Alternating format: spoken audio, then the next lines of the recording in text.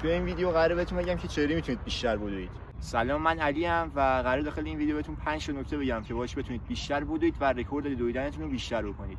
اولین نکته کفش مناسبه، چون اگه کفشتون مناسب نباشه پاتون حین دویدن سریع شروع به درد گرفتن میکنه و اگه بهش توجه نکنید آسیب میبینید. پس اولین نکته که هستش کفش مناسبه.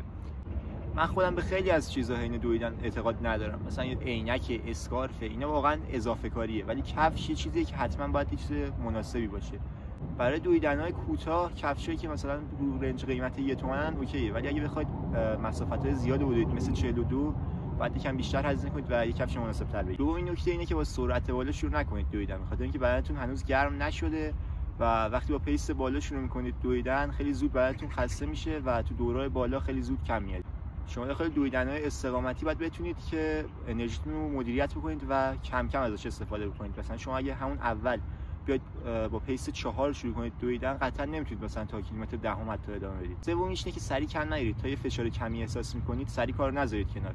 شما ممکنه تو کیلومتر سوم دردی رو احساس کنید مثلا داخل شکمتون، ولی 2 کیلومتر بدوید می‌بینید دیگه اصلا درد حس نمیشه. بیشتر اینا منتالیه و ذهنتون وقتی ببینه شما با این دردا وای نمیسید خیلی بهتر میشه بمونید. هر موقع توی دویدن احساس خستگی کردید یادتون بیفته که دیوید گاگینز میگه وقتی که شما احساس کنید تموم شدید و دیگه هیچ انرژی ندارید، تازه جایی که 40% از انرژیتون رو استفاده کردید. اگه به گاگینز علاقه دارید، من یه ویدیو ساختم که توش میگم چطوری گاگینز اینقدر با اراده است و تونست تغییر بکنه.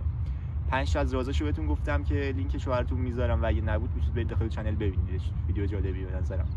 چهارمین نکته اینه که قبل دویدن خوب آب بخورید. یه ساعت و نیم قبل دویدن سعی کنید بدنتون رو هیدراته کنید که حین تمرین وقتی آب از دست میدید بدنتون سریع خسته نشه. و اگه بتونید حین دویدن هم آب بخورید خیلی خوبه، ولی خب من خودم میرم میدوام نمیتونم یه بطری آب بگیرم دستم، پس باید قبلش یه مقداری آب بخورم که بدنم خالی نکنه موقع دویدن.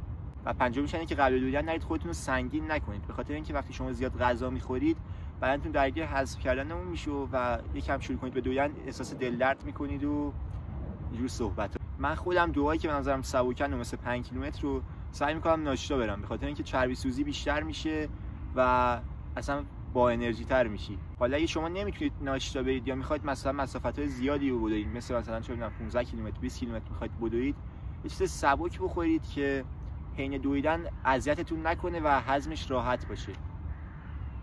مثل یه تیکه توست با کره بادوم زمینی، اوتمیل یا ماست یونانی با گرانولا. حالا این مطالبی که الان بهتون گفتم خیلی جزئیات بیشتری دارن که تو ویدیوهای آینده راجعش باهاتون صحبت میکنم. اگه از این ویدیو خوشت اومد لایک کن و ساب کن برای ویدیوهای بیشتر. پیس.